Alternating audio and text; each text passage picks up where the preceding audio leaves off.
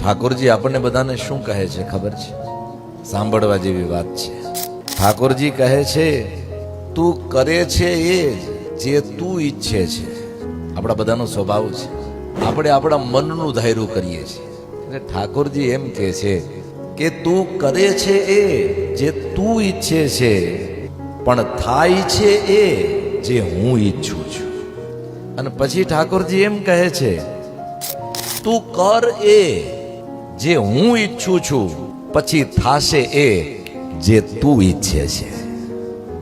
કેટલી સુંદર મજાની વાત છે. ધાયરું ધણીનું થાય છે. એકવાર બધું ભગવાન ઉપર સોંપી દો. કરતા હરતા ભગવાન છે, ઠાકોરજી છે. એમ સમજીને ભગવાનને બધું સોંપી દેશું. યાદ રાખજો, પછી આપણે જે ઈચ્છશું એ થશે.